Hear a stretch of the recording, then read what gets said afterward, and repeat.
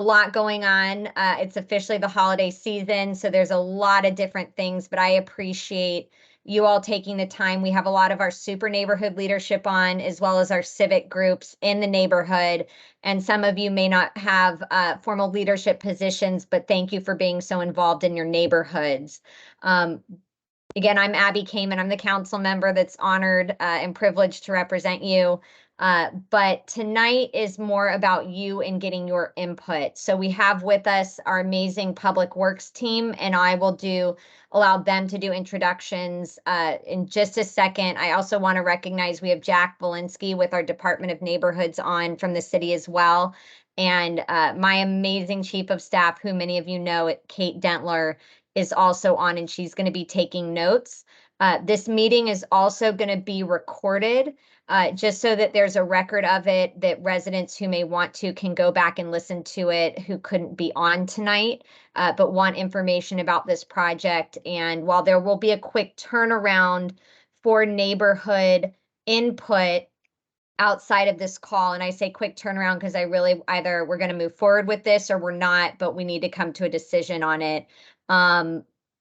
We want to move on this quickly. So without further ado, all of this came about, this conversation around Blossom Street and the crossing at Westcott has been resident driven. So many of you that are on this call, as well as others, have been reaching out to our office asking for something to improve safety at that intersection for families, for residents crossing at Blossom. We had to wait, and Colin will go into this a little bit because I've allocated dollars and working with Public Works to actually get a major overhaul and improvement of the WOW roundabout. And we'll go over that with you. That was the #1 priority coming into office. I said we have to do something there. And now that we have those plans in place, we were able to, based on that design, go down the street to Westcott at Blossom. So that's why we're here tonight. So you're going to have a great presentation put together by Public Works. Colin is going to introduce himself and Val in just a second. But I have allocated upwards of approximately $60,000. That is the estimate right now for this one crossing. That again is in addition to the cost of the WOW roundabout. I want to get your input tonight on whether we move forward with it. There's going to be a recommendation based on best practices, traffic and collision data as to what this intersection will look like. Of course, though, we need your input, and I've said that without that input, I'm not ready to move forward. So that's what tonight is about, for you to learn about the proposal, give us your feedback, and we're either going to go from there or we're not going to go. It's kind of, we got one or the other. So with that, and then I'm sorry, after the presentation, there will absolutely be an opportunity for you to ask questions, provide your feedback on this call. Val is going to manage that segment of it, and you can utilize the chat to put yourself in queue or raise your hand. And then there will also be a slide that has instructions on how you can actually submit feedback as well. And we ask, especially for our civic club leaders and our super neighborhood leadership, to please share that out so that we can make sure everyone's aware of it and go from there. So without further ado, Colin, I'm going to hand it over to you if you want to introduce yourself in your role, and Val, and just excited to have this, and I appreciate everyone's work on it. Sure. Appreciate you giving us the time to present. We're excited about some of these projects that are coming in this area. My name's Colin Leupold. I'm the managing engineer over the transportation programs within Project Delivery, which is a section of TDO in Houston Public Works. And then I'm joined by Valerie Luna, if you want to give a brief intro on you. Hello, everybody. Valerie Luna, Outreach Coordinator with the Project Delivery Branch. I work alongside Colin. As the council member said, we will be conducting a Q&A at the end of the presentation.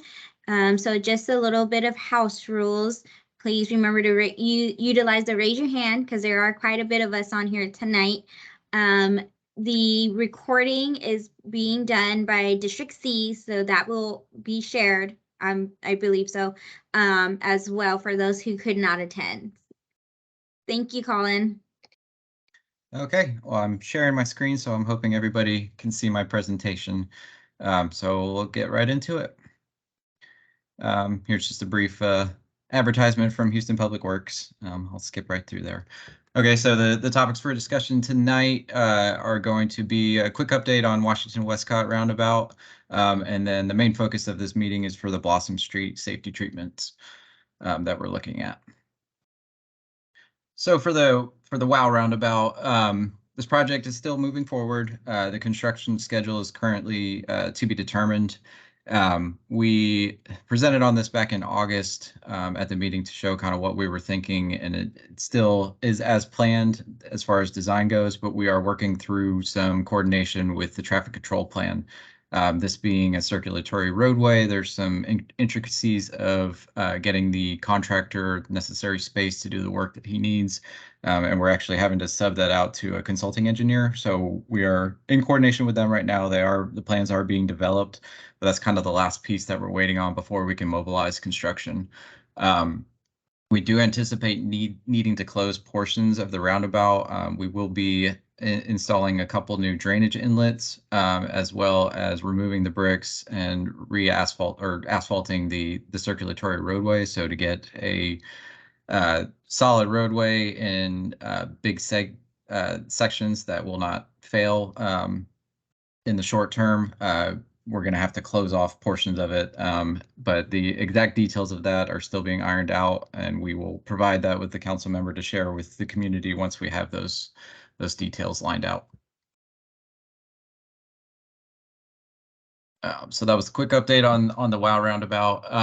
Now to move on to the main topic of discussion, Blossom Street safety treatment. So like Councilmember Kamen mentioned, this has been driven by the community, indicating that there's a safety issue here of pedestrians and bicyclists navigating across Westcott Street over to Memorial Park or vice versa to the neighborhood side. So we looked at a few options out here. To the left, you'll see a kind of a conceptual sketch of what we're calling just a basic crosswalk treatment.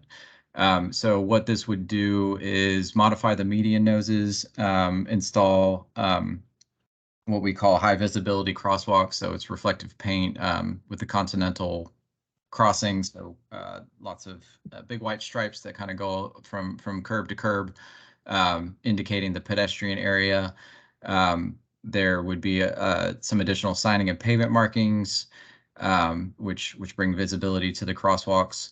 The new standard for crosswalk treatment is for that sign there at the top in the middle for the stop here for pedestrians, accompanied by a stop bar, and those are typically set back about 20 feet from the crosswalk.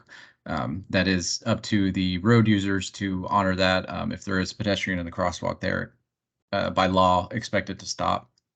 But at the end of the day, it is just paint and a sign on the side of the road. So there's a lot of onus on the drivers for that scenario.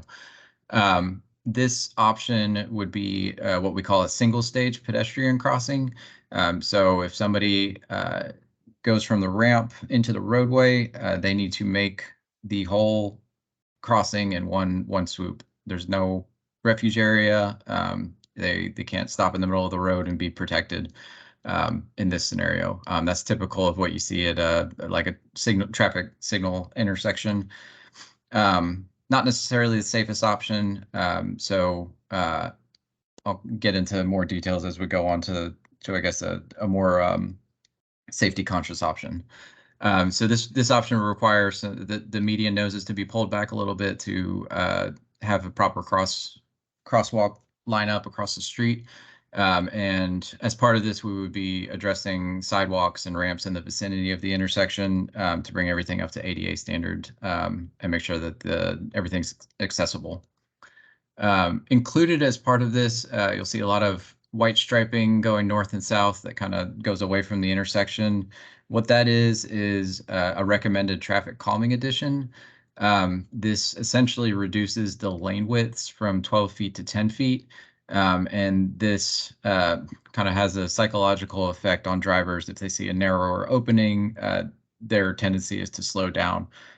So it would be a combination of paint on the roadway, as well as raised pavement markers with reflectors in them that indicate, hey, you're supposed to not encroach in this area. And it has been shown to effectively slow speeds down a little bit through the area, and that was one of the things that was mentioned. There are vehicles that do fly through this intersection, and that's one of the reasons for it needing a safety treatment. As well as with the paint on the road, there would also be additional signage that would go with it to indicate that the road is narrowing in an attempt to slow down traffic through the intersection. So that's the first option, kind of a minimal treatment, and we estimate this one costing about $45,000. That's a combination of all the sidewalks, ramps, paint, the median modifications, pavement replacement, all of that. So, and that's kind of a conservative estimate. Should be able to do it with that funding. So my next slide. So this is a more, I guess, enhanced safety treatment option. You may have seen similar treatments throughout town where we are putting more floating pedestrian refuge islands. This one is, since we already have the median on Westcott, it's kind of a continuation of the median. But what it does is it closes off the median for vehicular traffic. So what that means for Blossom Street, and access to Blossom Street is a modification in access. So coming east and west on Blossom, it would no longer be permitted to turn left onto Westcott Street, and coming north and south on Westcott, no longer would you be able to turn left onto Blossom Street. There are median openings approximately 250 feet to the north and south at Floyd and Fegan Streets. Those would remain open, unchanged as part of this project. So if somebody needing to, if they were coming, for example, westbound on Blossom, needing to go south on Westcott, they would need to make a right and then make a U-turn at the next available median opening to go south on Westcott, and vice versa for coming the other direction. Included as part of this option, we know that Blossom Street is a signed bike route. So green paint indicating the crossing. We would provide a cut through for both the pedestrians and the bicyclists. That opening is not wide enough for a car, and we would include yellow curb painting on all the proposed raised medians that are new in that area. Just to make sure that it's indicated that there's now a curb here.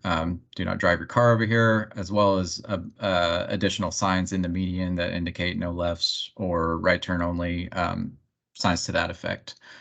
And then again, leading up to the intersection, we would recommend the installation of the traffic calming addition, which again takes the lanes from 12 feet down to 10 feet through striping and the raised pavement markings, as well as the additional signs that accompany that to attempt to slow people down and help the pedestrians. The big benefit of this option is that it introduces a two-stage crossing.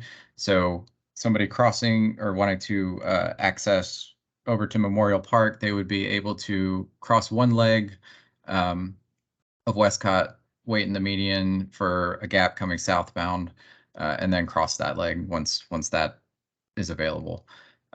So it just cuts down on the crossing width that they have to clear, and it gives a space where pedestrians can feel safe in the median before having to navigate across to the other side of the roadway.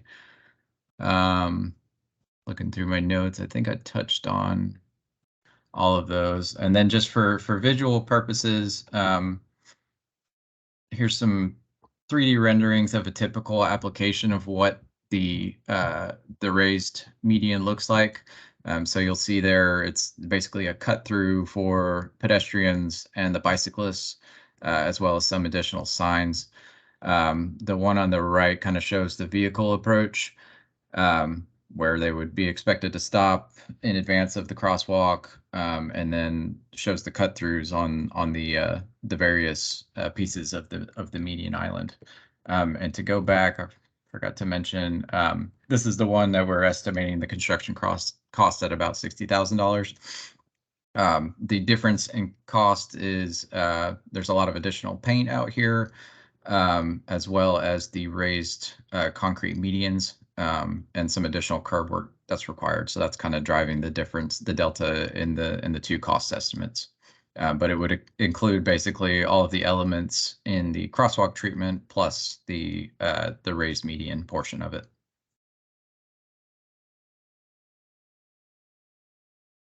So moving on, so yes, as Councilmember Kamen mentioned, she is looking to make a decision on this one in the near term. So we're asking for you to provide feedback within a week. So that would be next Thursday, December 15th. So we can make a final decision on what to do at this intersection. You can direct emails to buildforward@houstontx.gov. Or we can field questions actually right now with Valerie. So I'll open it up to you, Valerie, if you want to start, and I can stop sharing my screen so I can actually see some of the questions rolling as well. Sure, no problem. You Thanks, may and have to. Val, sorry, if I can really quickly jump in just to, again, we had a few additional residents sign on, so I want them to understand what we're doing tonight very quickly. Again, this was a resident-driven request in conjunction with Rowell Roundabout in that entire corridor of Westcott.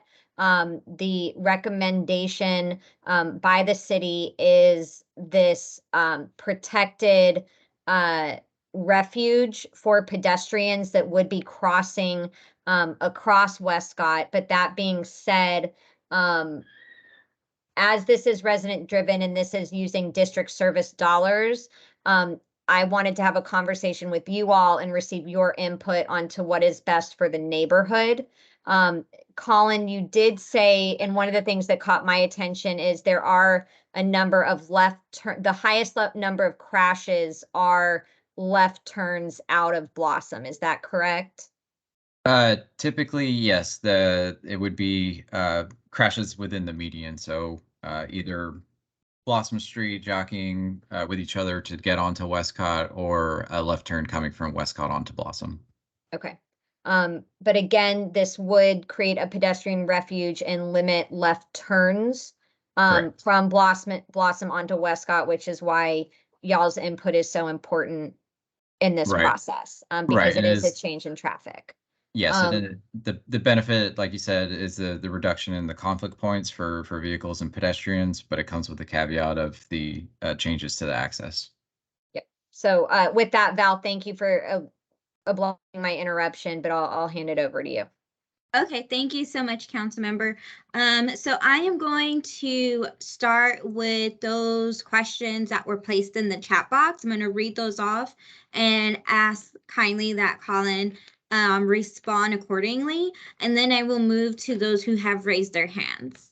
So first, we are going to go with question 1. So in option 2, it is not possible to drive across Westcott onto Blossom. That is correct. There would be no southbound left turn or no northbound left turn permitted. That option fully closes the median only for bicycles and pedestrians to use. Next question. There have been several wrecks at this intersection over the last year or so. What caused these accidents? And will the problem just move to Floyd or Fegan? As far as the cause, it's typically turning movement collisions, conflicts. So it is people wanting to turn left onto Westcott, and speeding vehicles is another one. Our MSD group did a study on this and looked at the crash history, and that's typical of of any intersection. The turning movement conflicts are the ones that give you the most trouble.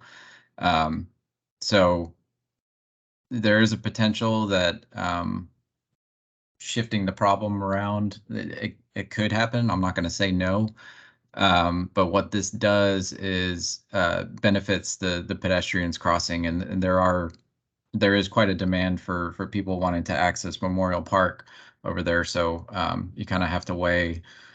It's like, well, it's a loss for access for vehicles, ease to get around here, but it's a benefit for the overall neighborhood. So you just kind of have to weigh those pros and cons. Yeah, and Colin, one thing that was pointed out to me, because I had the same concern, and I see some questions in the chat about the U-turns. So I had asked the department whether the need to go up and U-turn if you choose not to take Terrace or Knox to Fagan or Floyd, right? You could just go a different route through the neighborhood and avoid that. But if you chose to take Blossom and then go up Westcott and U-turn, would it back up traffic? And the answer I received, while it's not scientific necessarily, is the majority of people that would utilize that U-turn are people going into the neighborhoods, and you don't have that much of that traffic. That's neighborhood usage. That's not who's up and down Westcott, so to speak. So you're not going to get as much of that need. It is something I asked, though, and I want y'all to be aware of. Next question. With option 1, does any of the signage include flashing lights? Not at this time. There are devices that can be put out there in terms of flashing at the crosswalk. They call it a RRFB. It's a rapid roadside flashing beacon that we have put out throughout town. There's a significant cost that is included with that. So that's one of the concerns. And this being a larger intersection, we would need multiple of those devices. So we'd get more into the realm of almost signalizing it. But it is something that can be used as a safety mitigation treatment. We're kind of looking at what is the low hanging fruit here, and that would be the median closure. Regarding the WOW roundabout, will there still be signage for us to stop for pedestrians? I'm assuming us is motorists. Leading into the approaches for the roundabout, I believe so, yes. But once you're in the circulatory roadway, I don't think there's room to put any sort of control to that effect, and I think it would defeat the purpose of the roundabout.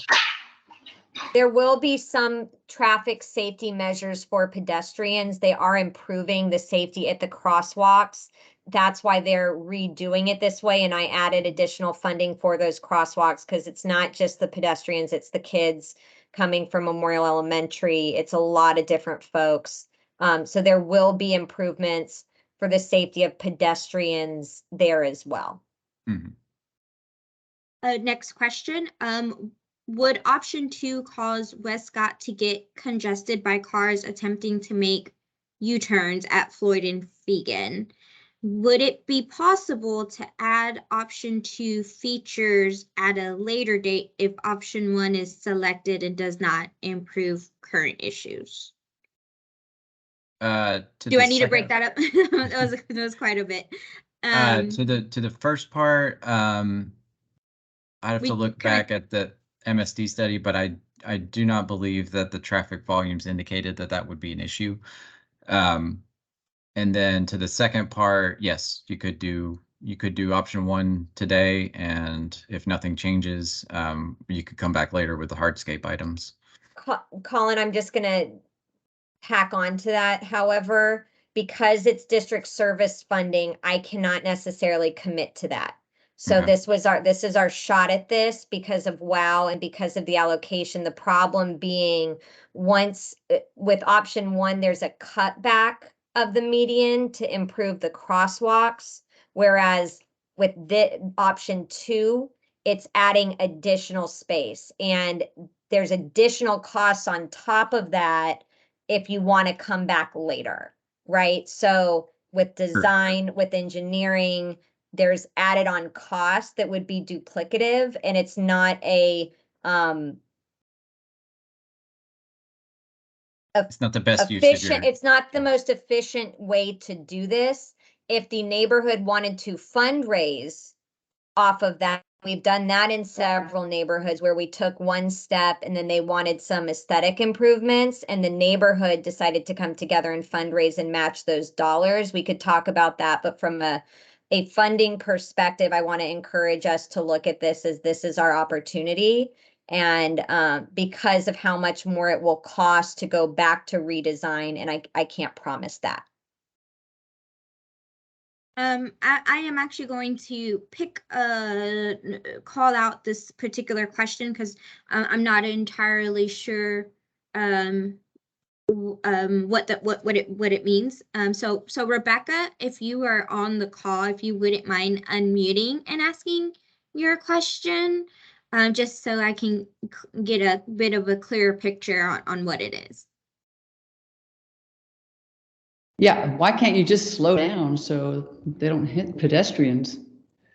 Just put a bump, a speed bump, just slow down the traffic. They go whipping through there at 50 miles an hour. Yeah, the speed bump option, I mean, we would end up potentially with cars flying, so that would, I don't know, there are some other treatments. Looking at they call them like a speed table. It's kind of like the raised crosswalk that we're looking at at the roundabout. Typically those are reserved for lower speed. So if we were looking at a road that was 25 or under 30 miles an hour, but that's just not the case for Westcott.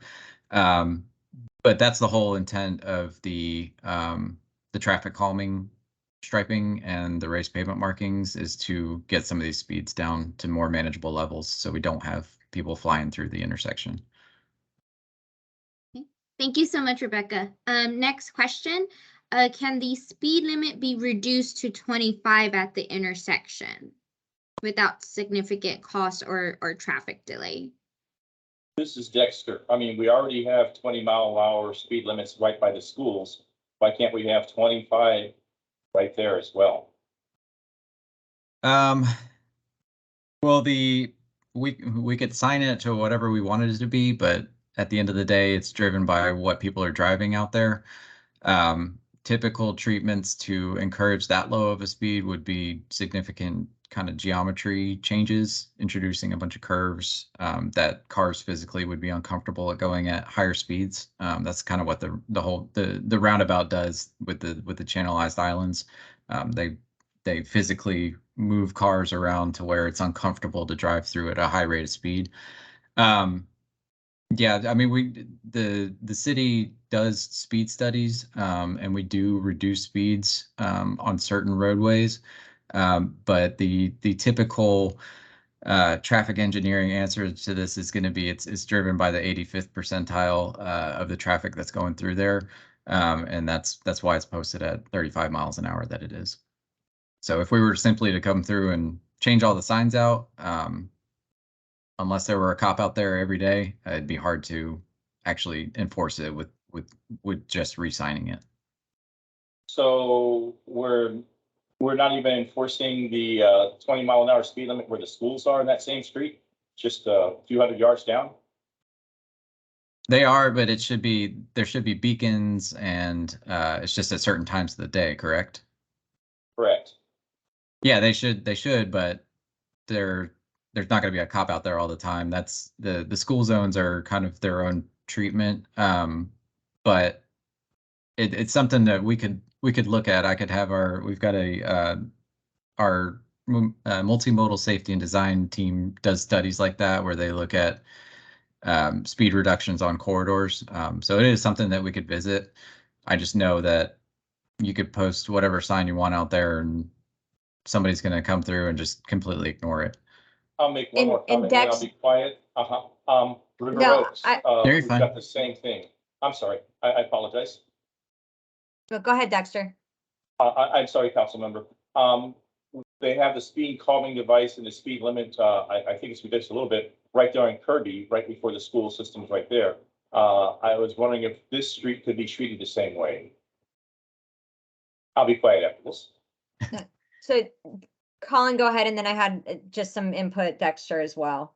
No, I was just gonna say, I mean, we can relay it to our study group to look at this as a safety corridor. It's gonna be, they would have to do a study on it basically and figure out what the actual speeds are out there, what kind of calming measures we can put in addition, if it were to warrant needing a lower speed limit, we'd have to do something more aggressive than just re-signing it for 25 miles an hour or whatever it was.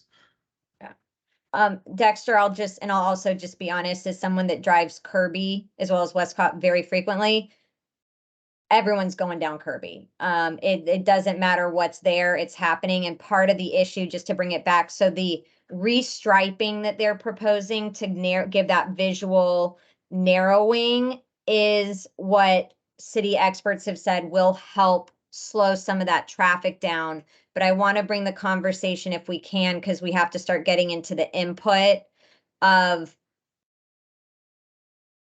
the crosswalk itself. It's the crossing that residents have continuously said they don't feel safe with. And at the same time, right, the problem with the crossing, it's cars going way too fast, but it's also the stretch that they have to cross at once.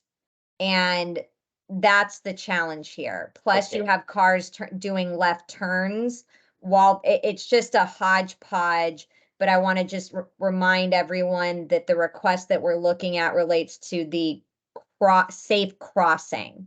And we either are going to address it or we're not. That really does fall with y'all. And I really mean that. This is, again, something that I'm going to look to you as the neighbor to discuss. But that's why the paint would be redone. But all those other measures, I have full confidence that our Public Works Department has looked at, and these were the best practice solutions that they came up with based on what the ask was. The next question is, can you share the details of the sidewalk changes expected for option 1 and option 2 at Blossom? So right now, the images that I shared are kind of preliminary sketches.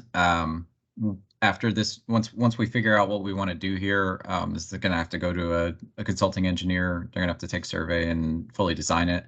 But typically, what we look at when redoing ramps, the city looks to do directional ramps. So basically, it'll be kind of broken out into 2 ramps on each corner that point in the direction of the crosswalk that they're intended for.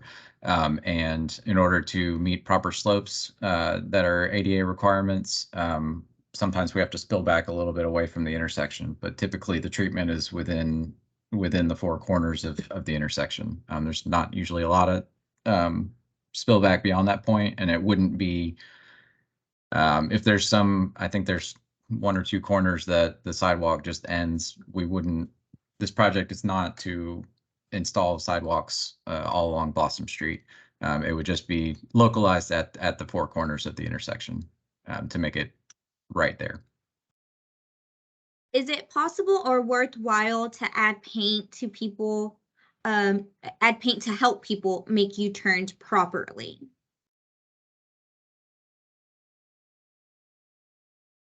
I don't think that's the goal here, is to help people make the turning that is causing the accident. Yeah, I'm not sure what. Gary Emer, if you wouldn't mind unmuting to maybe help us understand your question a little bit more. People always are debating whether when they make a left turn or a U-turn, whether they're supposed to go to the right side of the space or the left side of the space. And if you have more people doing U-turns, it's probably going to get a little more complicated on those other streets where people are going to, with option 2. You're talking if you have two cars approaching Well, each so- other? If you're gonna make a left, most people understand that they go on the right side of the space that's open to make the left. You with me on that? I'm not picturing it. So at Like, the, if you're gonna make a left through a median, Mhm, there's an opening, right. right? Which side of that opening is a person supposed to make the left on? Most people understand that as they enter that opening, they're on the right side of that. Correct. Yeah, that's what I was asking. U-turns, people, I don't If you're think talking understand. about, I don't think yeah, people if, understand U-turns as much as they do left turns. And right, so and you get they may people hug in that, crazy positions in those median spaces. right, and they hug the closest corner and try to swing around there. Right, yeah. Yeah, the typical treatment, if we foresaw that as being a problem, there are some like cat track pavement markings that you can put out there. It's basically the small dash lines that indicate the intended travel path. But again, the onus is on the drivers. It's just a piece of paint on the roadway. They can drive over it. Well, it's indirectly a way to slow traffic down because people are going to be in line there trying to make those U-turns during busy times. But anyway, I find when I try to cross there, people are accelerating out of the roundabout and they head south. Yeah. Just thought Okay. I'd add. Thank you so much for giving us some more details on that. Why are cushions and raised crosswalks being considered? Mike Van Dusen, do you mind unmuting? And are you referencing Blossom at what or the roundabout? Well, I think the question, maybe I mistyped the question, but why aren't the raised crosswalks and cushions being considered? Oh, why are they not? Okay, I'm Why are sorry. they not being considered? Because For we were Blossom. told that's going to happen at the roundabout, and which is a good way of down speed. Now, I realize the concern is that people will get launched aerially. They're only going to do that once. Okay, and a lot of the traffic that speeds around there are traffic that is cut through traffic coming off of I-10 to get to Memorial and vice versa to go, get access to downtown. Okay, furthermore, the worst offenders are the people, after say 9 or 10 o'clock at night when they race up and down the street. Okay, now there may not be a lot of pedestrians and, active transportation users at that time, but the problem is that if you're coming if you're going if you're going east on Blossom, as well as Floyd and Rose Street, those intersections are acute angled intersections, and you're sight hindered there because the neighborhood was built before Westcott was installed. Westcott was post World War II, and both of the neighborhoods that are along there are pre-World War II or done with World War II. So I don't see that you're going to be helping all that much. Just putting paint on the ground does not make for a high comfort environment, as we found on the Bicycle Advisory Committee. That's a lot of the feedback we're getting right now. All right, thank you. Okay. Thank you, Mike. Colin, So did you? Val, sorry, Val, because we only Mm-hmm. have 20 minutes left and there's people I know that are putting comments in. I know some folks have also raised their hands. And I would like to make sure that, because they've had their hands up since the conversation started. If we could go to a few of them, and then Sure. I think I'd like to actually hear some residents say, which option they like. I've seen a lot of comments for option 1. It'd be helpful to know if anyone even supports option 2 or if it's a moot point. But Val, I'll let you, Sure. call in a few of the hands. Sure. So I have one hand raised, Stacy. Yes, thank you. A couple of things here. Councilmember and Valerie and Colin, you talk about that these two options are following best practices, but my question is, why wasn't or was lane reduction considered, and why is it not an option? And the reason I'm asking that is because we're doing it everywhere else in the city. So to me, it would make sense that, particularly as people are coming from the roundabout, going south on Memorial, that that lane reduction would make sense to a degree. I don't know if it's too expensive or what, but the second thing I have is we're talking about paint, and at night, particularly with the nighttime economy, they use Westcott as a raceway. So how are signs and paint going to deter them at night from using it at 70 miles per hour? And the example that I would point to is the Dietering Street one-way off of Washington, just north of Washington, on the west side of Clutch. People are still using it to go into the neighborhood north, and HPD is encouraging that off duty. So, I'm a little, I don't know how it's going to make a difference with just paint and signage.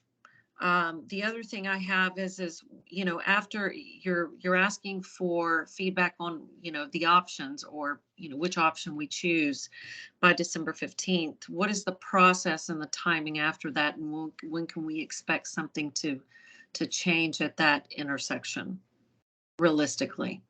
Is it summer? Is it fall, winter next year? That's all I have. I guess to touch on the timeline, after we know, after Councilmember Kamen makes her selection for the CDSF allocation, we basically take that and assign it out to a designer.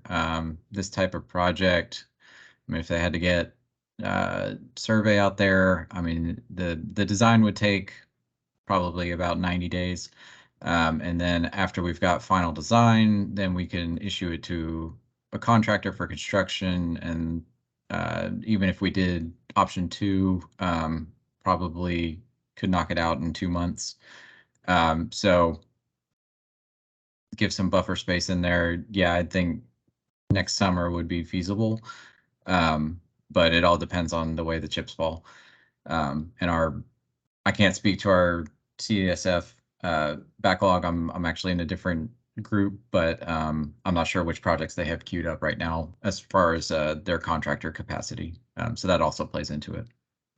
And if I also may add, I think the treatments for the roundabout are our top priority. So I think those improvements and those modifications would probably get issued out to a contractor first.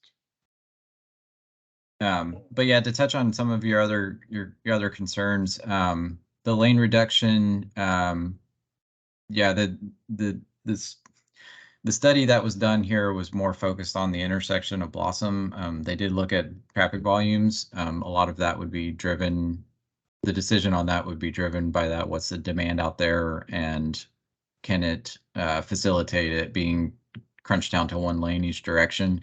And it also would increase the scope of the project if we were looking at doing all the way from the roundabout down to Memorial. So there's that Stacy, implication as well. On that as well, don't quote me on this, but I think because of the way that the roundabout is, it makes it more complicated bringing it down to one lane. I do think eventually it could be done. There's just a lot more that goes into it. I believe I recall a conversation on that, but don't quote me on that. And I think Colin, on the paint issue, y'all did say there's going to be reflectors at night. Obviously, someone can drive over the reflective bumps, right? Like you have on the freeway and other major corridors, but you'll also have, I think, those reflectors. Is that right? Correct. In that, basically that tapered area, we'd also be putting a lot of those RPMs, the raised pavement markers. The paint itself is retroreflective, so if a light shines at it, it shines back at the driver, so you can see it. But yes, it is paint and some little bumps in the road, so it's not a physical barrier. Yeah, the true traffic calming approach is making geometric changes like through physical structures, i.e. curbs and curves and all of that. But you get into a whole world of available right of way and the number of lanes that are needed to facilitate the traffic demand. So there's a lot to go into it. You kind of open up a big Pandora's box there. But I'm not going to tell you that it wasn't something that was considered. I think it would snowball into something more than we were looking to do at this time. Thank you. Thank you so much, Colin, for that. Next, I see Grace Bishop with her hand raised.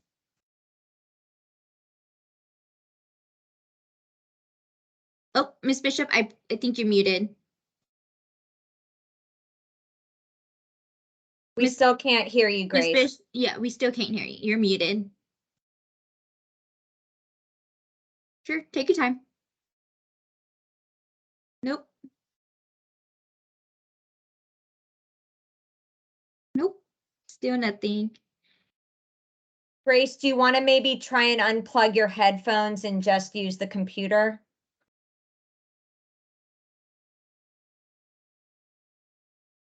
Nope. If you can type in your question, maybe we can do it that way. Or if someone has Grace's number and could call her to get the question. Okay. So give her. Okay. Grace, we will come back to you if you get it figured out. Okay. So I don't see any other hands up. Somebody did join late. Grace, is that your phone by any chance? Are you calling in? No, we still can't No, hear. still can't hear. Okay. So, Not a problem. If we can, I'd like to hear, because again, I want to make sure that I get the sense of where everyone wants to go with this.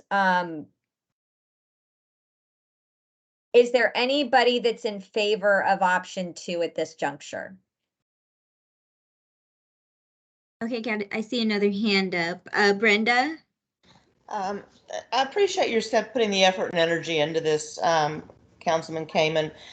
I think it is a terrible idea, option 2, to restrict vehicular traffic in and out of the neighborhood. It's the only thoroughfare, and the backups and issues that will come from forcing traffic down the adjacent streets and making turns there and coming back through are not going to solve the problems.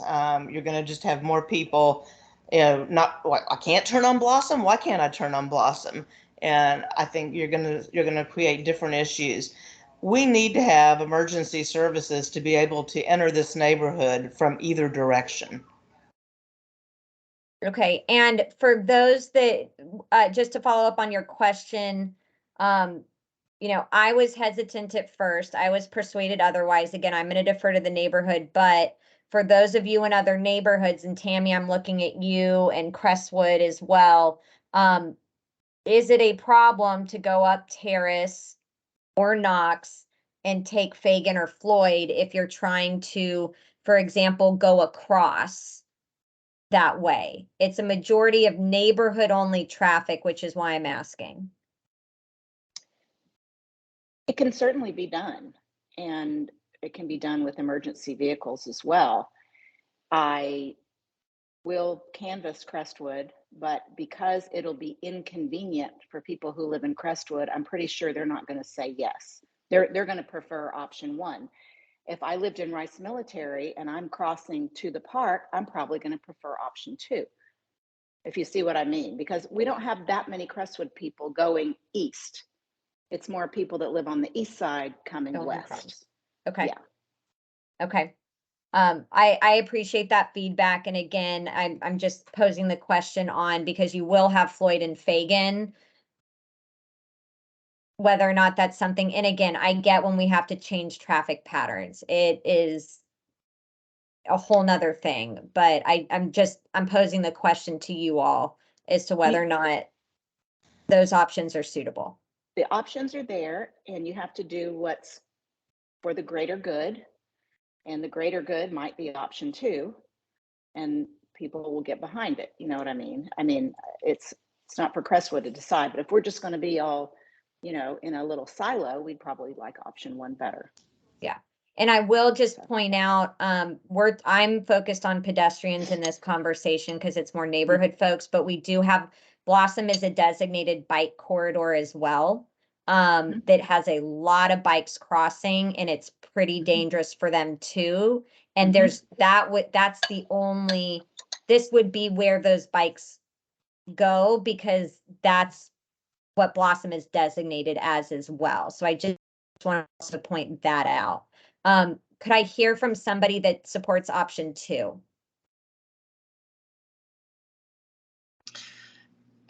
Council member, this is Stacy.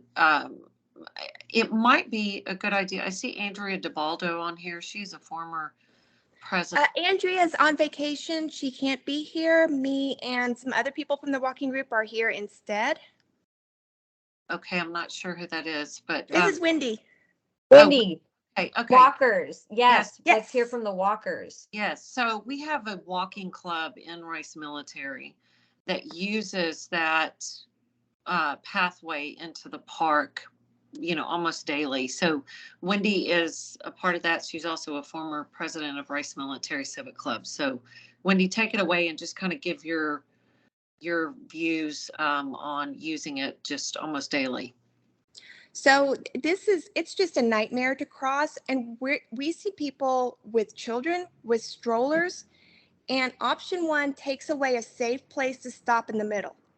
And I just do not see that being an option. That does not increase our safety. Telling us you're going to put some paint on the road, but we have to run across all 4 lanes of traffic is not an option to make us safe. So that's as good as doing nothing as far as I'm concerned. Option two, now for those people coming out of Crestwood, I know this is going to be super, you know, inconvenient for them, but there is a dedicated turn lane at Fagan. So that does at least help a little bit with the turnarounds that they would have to do from Crestwood. It's not great, but it isn't the worst option in the world for them. And Wendy, as somebody that walks that corridor, do you experience a lot of left turns? Because again, it's one thing when you have head-on traffic and a pedestrian going the other way, there may be visibility, but do you experience a lot of close calls with residents coming off of Blossom and turning left as you're walking? Absolutely. Absolutely. And it's very dangerous because we're trying to dodge the cars doing 50. And then we have to decide if a car is going straight or turning. And you know, not everyone's using their turn signal. And the cars are in a hurry. So we are just huddled in mass trying to hope no one clips us as they go by us really close. And even people turning right from going south, turning right into Crestwood, we have the tiniest little place on the sidewalk to stand as they're just speeding around that. So anything that can slow them down or give us safe places to stand would really be helpful. And I really like the idea of the raised cushioned platform too, if that could be thrown up there. But anything that slows them down would be just fantastic.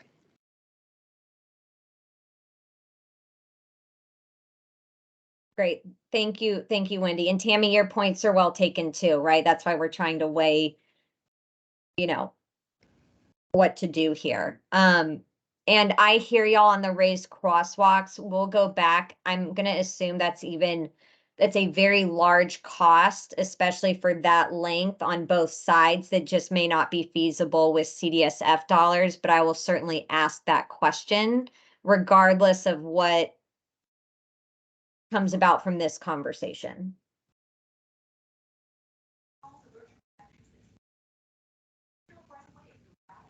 Val, you're muted. Oh, sorry about that. Grace, do you want to try again? I see she says she's trying.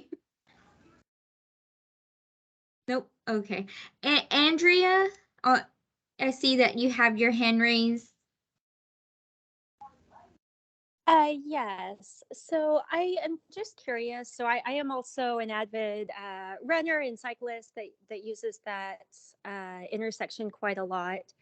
And we've had a couple of questions about whether or not the city has considered or looked at the traffic impact of either doing a four-way stoplight at that area or doing a pedestrian-driven light. I know someone mentioned they have that at Memorial. There's a couple of places on the bike trails that utilize a pedestrian-driven stoplight.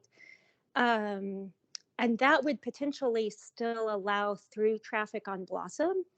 I know if I'm heading out across that intersection, I think I would be really hesitant to cross at the crosswalk, just with faith that people on Westcott will slow down or stop like they're supposed to at the crosswalk. I think I would still feel a lot more protected if there's some sort of traffic signal there.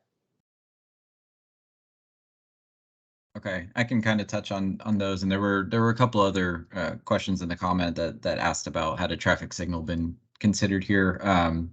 Installation of a traffic signal would basically need to go through a full study at the intersection, and it would need to meet what's called warrant criteria.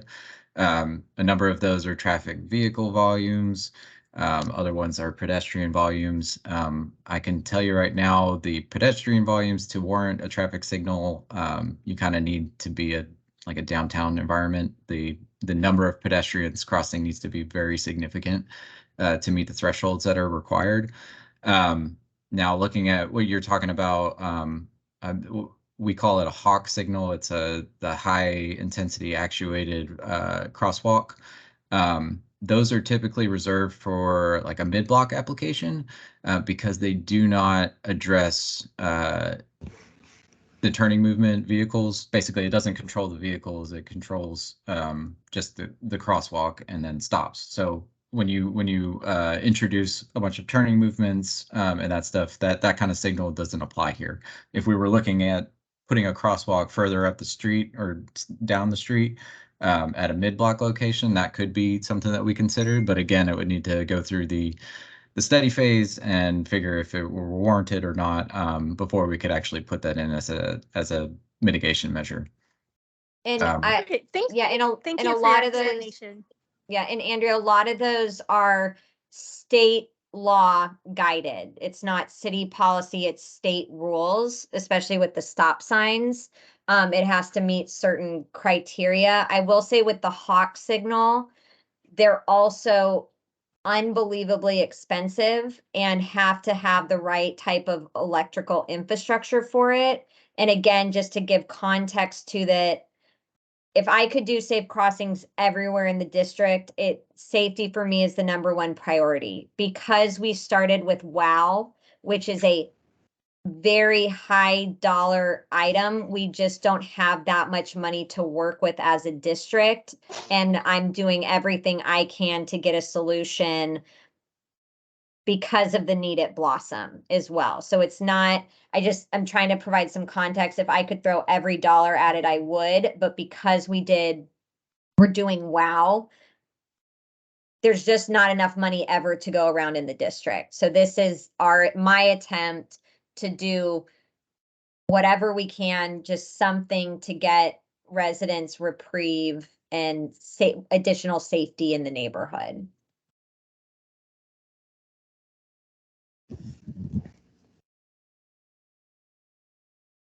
All right. Val, are there any other, oh, I'm sorry, Stacy, go ahead. Council member, at the end of this, can you give me the link in the presentation so that I can share it out to the community?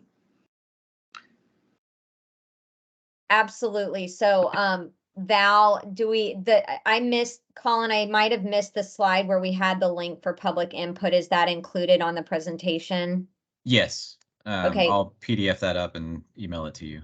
Yeah, so we're gonna have a PDF of the presentation that's gonna be distributed to you all, especially our super neighborhood and our civic club leaders to distribute out. It will also be on which website? Do we know yet? We don't have it posted to any website right now.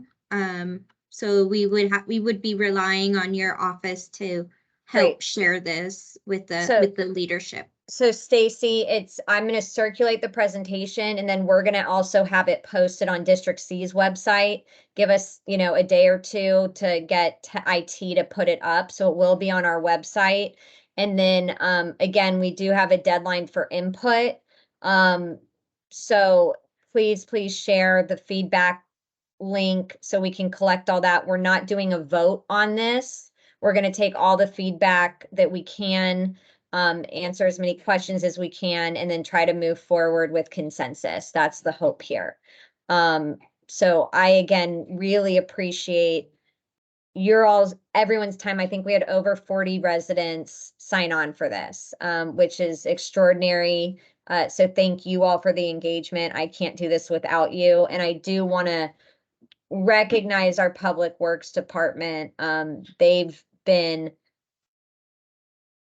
not only working on this, but other intersections in the district. It takes a lot of work behind the scenes, going back and forth, trying to make the best with the regulations, with everything else they have to do, the data, the traffic numbers, and work within those parameters. So Colin and Val, will you please thank the team for coming to us and bringing this to the neighborhood, for us all to consider. So I really appreciate that.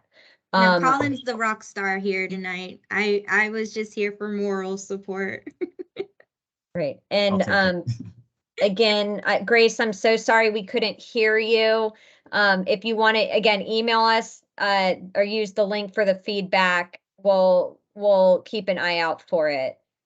I know she's still trying to talk and I feel terrible.